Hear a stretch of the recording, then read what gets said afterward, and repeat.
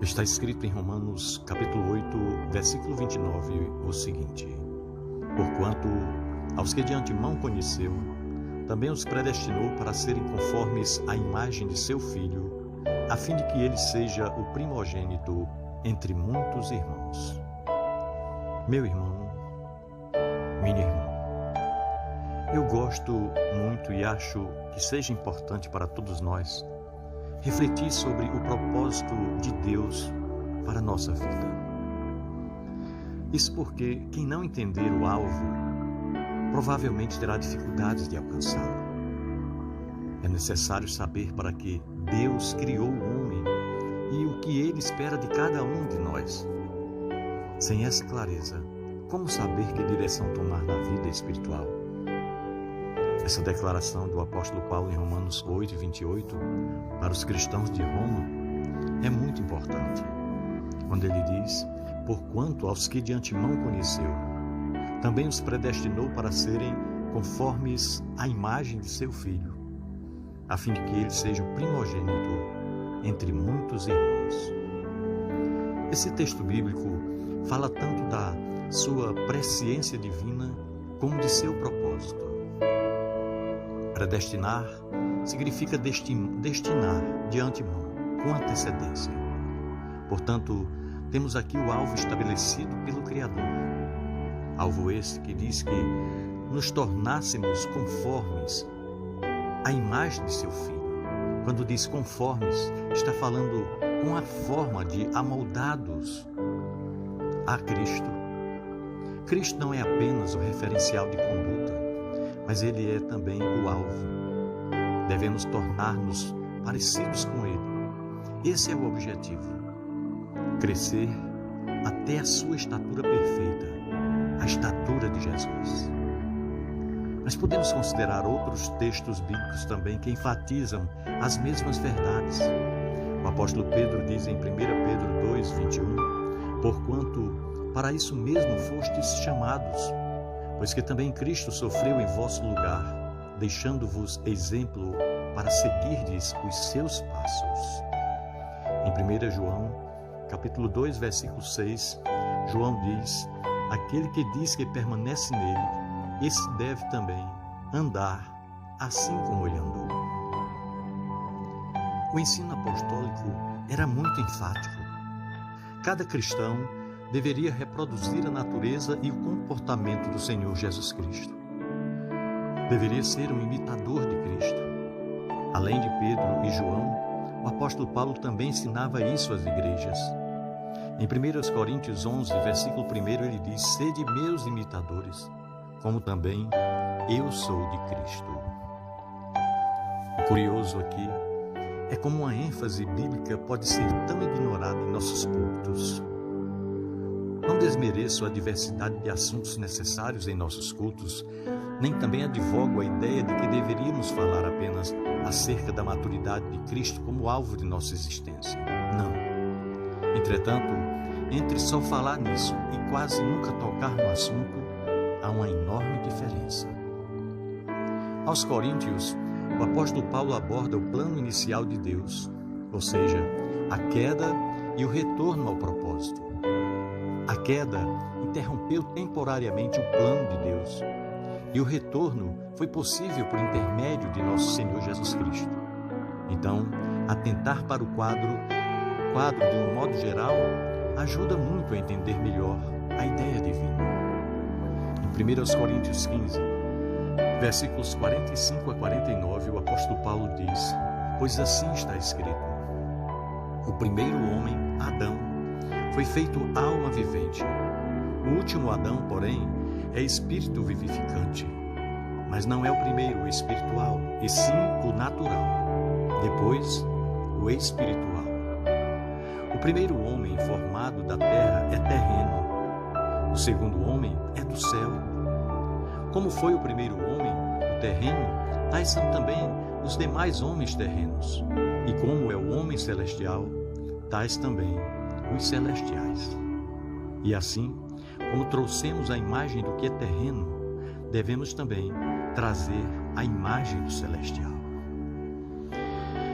É interessante observar aqui o uso por parte do apóstolo dos termos primeiro e último. Primeiro e último Adão. Porque Jesus é chamado de último Adão? O que ele e o homem estabelecido por Deus no jardim do Éden têm em comum? Obviamente, não é o pecado. As Escrituras são explícitas sobre a permanência de Jesus em santidade. Em Hebreus 4,15 diz que ele foi tentado em todas as coisas à nossa semelhança, porém sem pecado. Para saber o que há em comum entre os dois Adões, digamos assim, precisamos entender o propósito da criação do primeiro homem. Adão foi formado para ser o cabeça de toda uma raça, uma matriz reprodutora, digamos assim. A sua missão era reproduzir segundo a sua própria espécie, exatamente como plantas e as demais espécies de animais.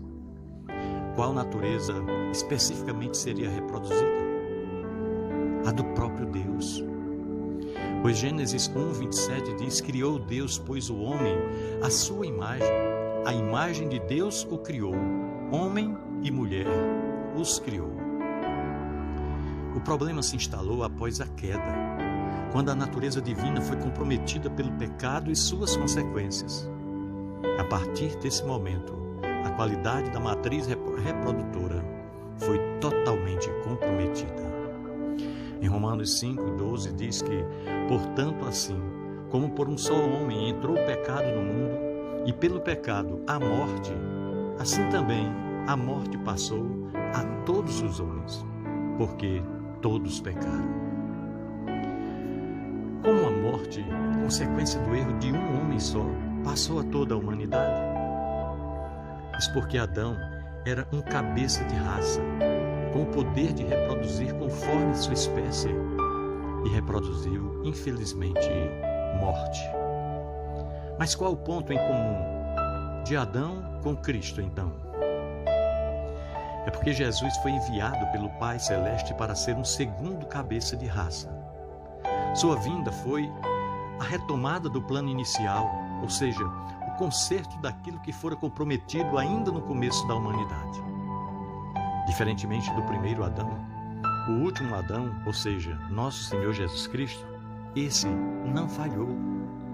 Jesus nasceu sem pecado, diz as Escrituras, e viveu em completa vitória sobre ele. Se por um lado, o ponto comum entre Jesus e Adão é o fato de serem cabeças de raça, o contraste é a natureza que poderiam reproduzir. Por isso o apóstolo Paulo afirmou em 1 Coríntios 15, versículos 47 e 48, o seguinte: o primeiro homem, formado da terra, é terreno. O segundo homem é do céu.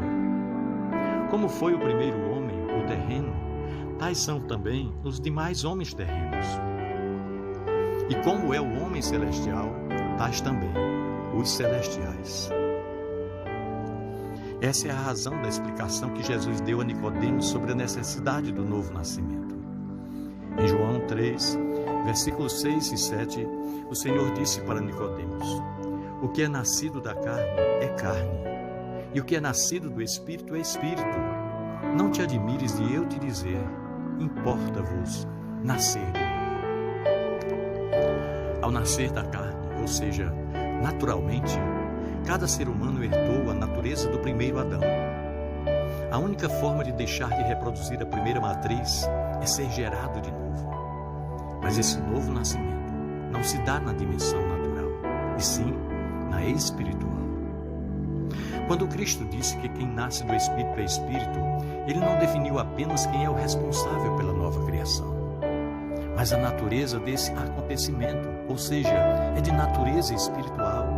A essência é espiritual. E qual a razão para o novo nascimento, então? Se Jesus disse que é necessário nascer de novo. O objetivo de Deus não é apenas que escapemos da condenação eterna do inferno, não, mas sim que cumpramos o propósito original, ou seja, sermos semelhantes a Jesus. É por isso mesmo que o apóstolo Paulo declarou em 1 Coríntios capítulo 15, versículo 49, o seguinte: e assim, como trouxemos a imagem do que é terreno, devemos também trazer a imagem do celestial. Aqui está falando que o fato de nos tornarmos parecidos com Cristo não é opcional, não. Não há duas categorias de cristãos, os que desejam ser semelhantes ao seu Senhor e os que não desejam. Absolutamente não. Todos nós fomos chamados a imitá-lo. Ou seja, o propósito de nossa existência é ser como Cristo é. Porém, isso não se dá de forma instantânea. Isso envolve um processo lento e paulatino. Então, além de desejar crescer até a estatura do varão perfeito, é de suma importância compreender como fazê-lo. Isso é importante meditarmos, porque o desafio é lançado a nós, sermos semelhantes ao Filho de Deus. E como o apóstolo Paulo diz, porquanto aos que de antemão conheceu, também os predestinou para serem conformes à imagem de seu Filho, a fim de que ele seja o primogênito entre muitos irmãos. Pensemos nisso, no amor de Cristo